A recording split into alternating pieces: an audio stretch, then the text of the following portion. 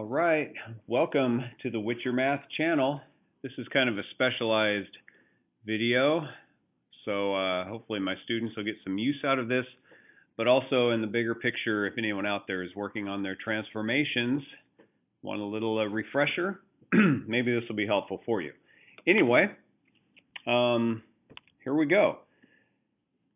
Describe what transformations happen on these problems. How to get from A to B. So here's A, here's B. What happened? Well, it looks like it was reflected across the y-axis.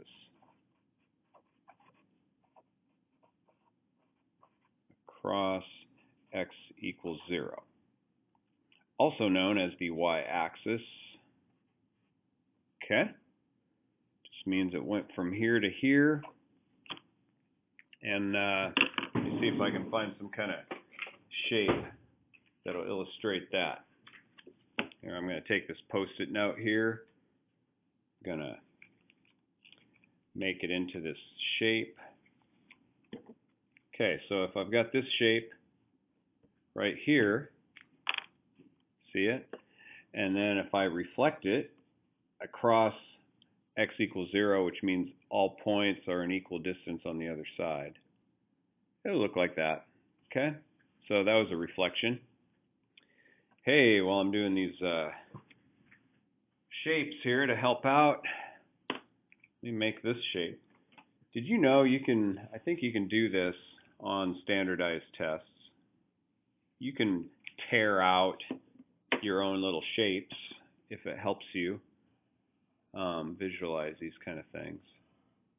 Okay, so we have this triangle, okay?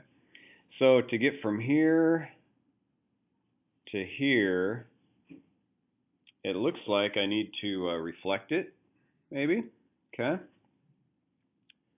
So I'm going to reflect. Is there a line that's halfway in between there?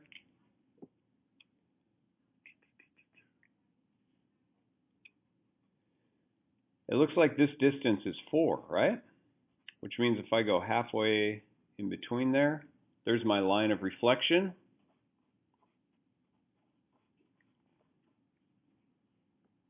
Line of reflection. So step 1 is I'm going to reflect that across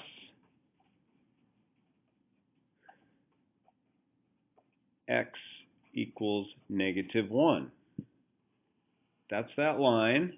It's going to come over here, and it's going to be that shape. And then from there, it's going to translate.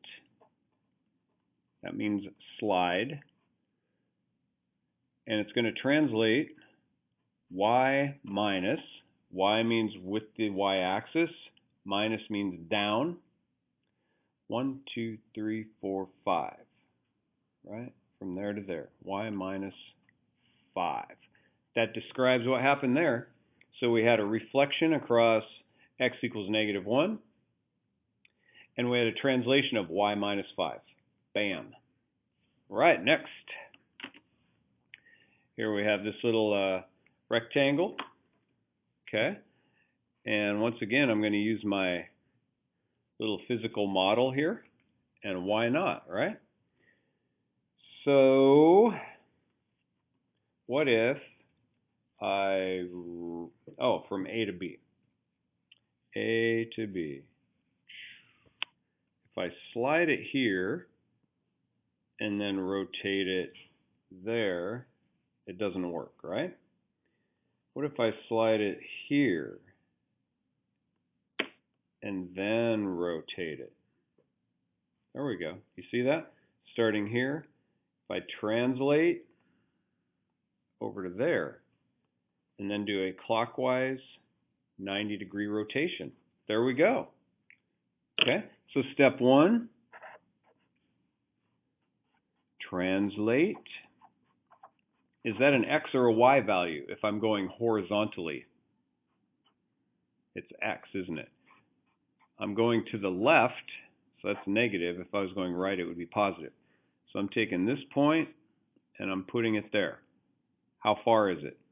1, 2, 3, 4, 5. X minus 5, which would put it right here. And then we're going to rotate it.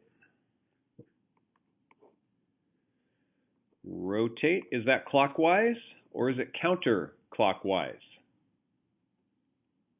It is clockwise, just like going around a clock. And it's 90 degrees, which is 1/4 of a turn. That's like going from noon to 3. Okay, so there we go. We did a translation and we did a rotation. Next, starting up here on A, I need to get over here to B. Well, first of all, I just want to translate it. Now, you know there's lots of different ways to do these problems. So if you did these in a different way, let's just make sure that your steps are still accurate, okay? I can't really check that over video for you. But anyway, step 1, I'm going to translate. Is that going to be X or Y? Right, it's X because it's parallel with the X-axis, okay? Is it going left or right?